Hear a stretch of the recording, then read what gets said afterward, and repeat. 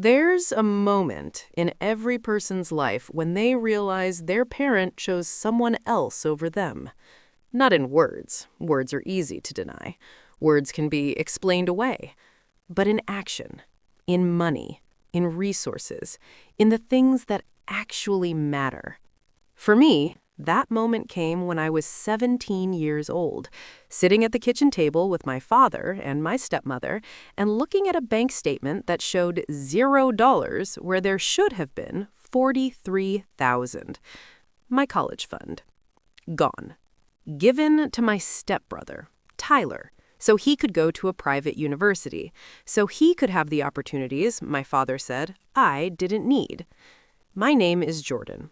I'm 31 years old, and 15 years ago, my father made a choice that broke something between us that never fully healed.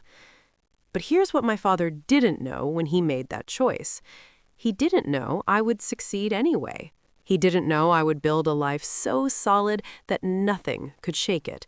And he definitely didn't know that 15 years later, when he was about to lose everything, I would be the one standing at his door with a check and an offer he couldn't refuse. This is not a revenge story. This is a story about what happens when the child you underestimated becomes the only person who can save you. Stay with me, because what I did with that house, what I did with that power, is something I think about every single day. Let me tell you about my family, so you understand how we got here. My parents divorced when I was 8 years old. Standard divorce. They fought about money, about time, about everything. My mom moved across the country for a job. My dad got primary custody because I didn't want to leave my school, my friends, my life. For 3 years, it was just my dad and me. We were a team. He worked as an electrical contractor. I helped him sometimes on weekends. We ate pizza on Fridays, watched movies on Sundays. We were okay. Then, when I was 11, my dad met Laura. Laura was a widow with a son named Tyler who was 2 years younger than me. Tyler was 9 when our parents started dating. They got married when I was 12. Suddenly, I had a stepmother and a stepbrother living in our house. At first, I tried to make it work. I really did. But there was a clear difference in how my dad treated Tyler and how he treated me. When I asked for new shoes because mine had holes, my dad said, "You're growing too fast. We'll get them next month when they're on sale." When Tyler wanted a new gaming system, it appeared within a week. When I needed supplies for a school project, my dad gave me $20 and told me to make it work. When Tyler wanted to join travel soccer, which cost $300 per season, plus equipment and travel costs, my dad signed him up without hesitation. I told myself it was because Tyler didn't have a dad anymore. I told myself my dad was trying to be a good stepfather. I told myself to stop being jealous. But it hurt. Every single time. The biggest difference, though, was the college fund. When I was born, my mom's parents had started a college fund for me. They contributed to it regularly until they passed away when I was 10. My dad had continued it, adding a little here and there when he could. By the time I was 16, there was approximately $43,000 in that account. Not enough to cover 4 years at a private school, but enough to make a serious dent in state school tuition. Enough that I wouldn't have to take out massive loans. I checked that account balance sometimes. It felt like security, like proof that I had a future. Tyler didn't have a college fund. His dad had died suddenly, and there hadn't been much life insurance. Laura worked as an administrative assistant and didn't make a lot of money. I knew all this, and I felt bad for Tyler. I really did. But what happened next, I didn't see coming. It was February of my senior year of high school. I'd applied to 6 universities, all state schools. I'd been accepted to 4 of them so far, waiting to hear back from 2 more. I was planning my future. Thinking about dorms and meal plans and majors, thinking about the money in my college fund and how I would make it stretch. One evening, my dad asked me to sit down at the kitchen table. Laura was there too. My dad put a bank statement in front of me, the college fund account. The balance showed $1,200. I stared at it. I said, "This must be wrong. There should be over $40,000 in here." My dad cleared his throat. He said, "Jordan, There's something I need to explain to you. I looked up at him, waiting. He said, Tyler got accepted to Whitman College. It's a really prestigious private school, a huge opportunity for him, but it's expensive, very expensive. I still didn't understand what he was saying. He continued, the tuition is $60,000 a year. We looked at financial aid, but we don't qualify for much. Tyler would have to take out massive loans to go. I waited. He said, so I made a decision. I used your college fund to pay for Tyler's first year. The room went completely silent. I said, you did what? I used your college fund, he repeated, for Tyler's tuition. I felt like I'd been hit in the chest. I said, that's my money. Grandma and Grandpa saved that for me. You've been putting money in there for me since I was born. My dad said, Jordan, you're smart. You can go to a state school. You can get scholarships. You can take out loans. Tyler needs this opportunity. This is a school that will change his life. I looked at Tyler. He was staring at his plate, not meeting my eyes. I looked at Laura. She was nodding, supporting my dad's decision. I said, did anyone think to ask me? To discuss this with me? My dad's face hardened. He said, it's not your decision to make. That money was in my name. I'm the account holder. I made the decision I thought was best for this family. For this family? I repeated. I'm part of this family. You are, and you'll be fine. You don't need a prestigious private school. You'll go to state school, get a degree, and get a job. You'll be fine. I walked out of the kitchen. I went to my room. I locked the door. And I made a decision that night that changed everything. I was going to prove to my father that he had made the worst mistake of his life. The call came on a Tuesday afternoon. I was at my office reviewing a property acquisition when my phone rang. My father's name appeared on the screen. I stared at it for 3 rings. I almost let it go to voicemail. But I answered. I said, hello? His voice sounded older, tired. He said, Jordan, it's Dad. I know. What's up? There was a long pause. Then he said, I need to talk to you about something. It's important. My chest tightened. I said, is someone sick? No, he said quickly. No, nothing like that. But I need help. Financial help. Here we go, I thought. I said, what kind of financial help? He explained slowly, reluctantly. 5 years ago, he and Laura had refinanced their house to pay for Tyler's last year of college and to cover some credit card debt. The monthly payments were higher than before. 3 years ago, my dad had fallen off a ladder on a job site. Back injury. He'd been out of work for 6 months. They'd gotten behind on the mortgage. They never fully caught up. 2 years ago, Laura had lost her job. She'd found another one, but at lower pay. Now, they were 4 months behind on payments. The bank had started foreclosure proceedings. They had 60 days to come up with $28,000 or they would lose the house. The house I grew up in. The house that should have been paid off by now if they hadn't refinanced it. My father said, I know I have no right to ask. I know we haven't been close, but I didn't know where else to turn. I sat there processing.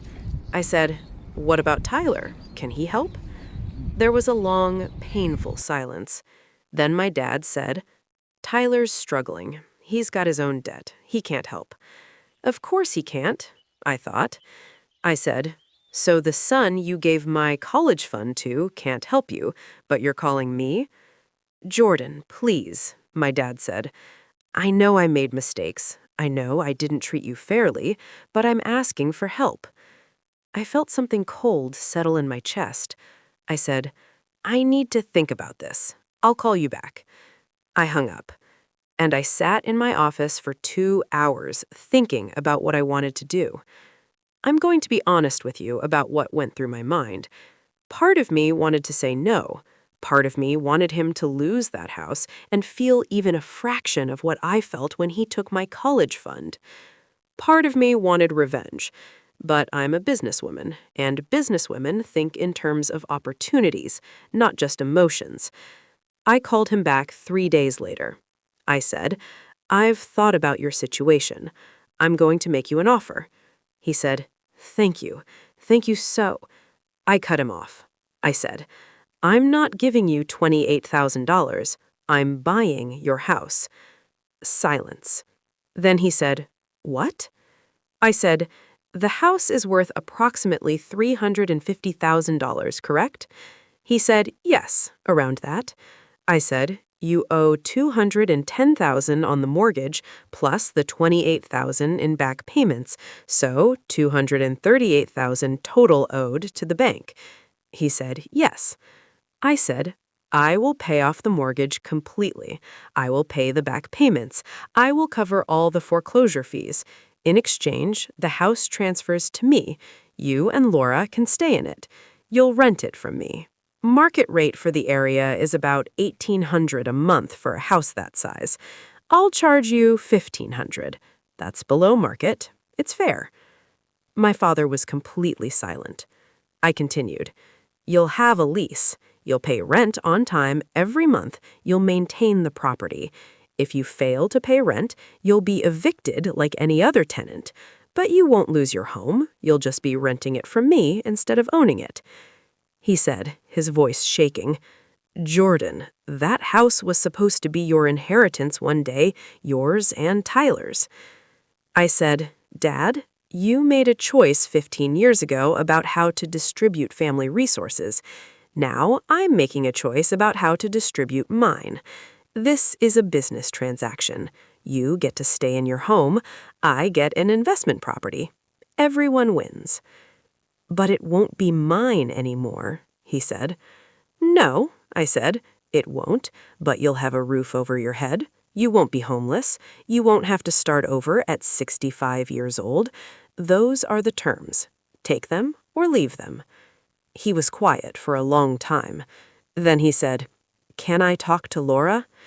"Yes," I said. "You have 48 hours to decide. After that, my offer expires and you deal with the bank on your own." I hung up. They called back 36 hours later. They accepted. The closing happened 3 weeks ago. I sat across from my father and Laura at the title company. We signed papers.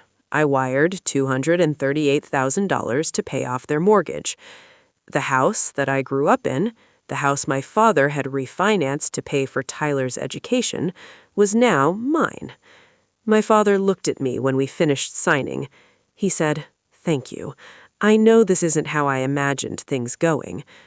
I said, "Dad, you made a choice 15 years ago that you thought was right. You chose Tyler over me. You chose his future over mine. You thought I'd be fine because I was smart and capable. You were right. I am fine. I'm better than fine." He nodded. His eyes were red. I continued, "But I became fine without your help. And now you're in my home, paying me rent, living in a house I own because you couldn't manage your finances well enough to keep it yourself." He said, "I'm sorry for what I did, for taking your college fund. I thought I was doing the right thing for the family." I said, "You did what you thought was right for Tyler and Laura, not for me. I wasn't part of the equation." "I was wrong," he said. I nodded. I said, "Yeah, you were." We don't have a close relationship now. We probably never will. He pays rent on time every month, $1,500 transferred electronically on the 1st. He maintains the property, keeps the yard nice, fixes small things himself since he's still handy.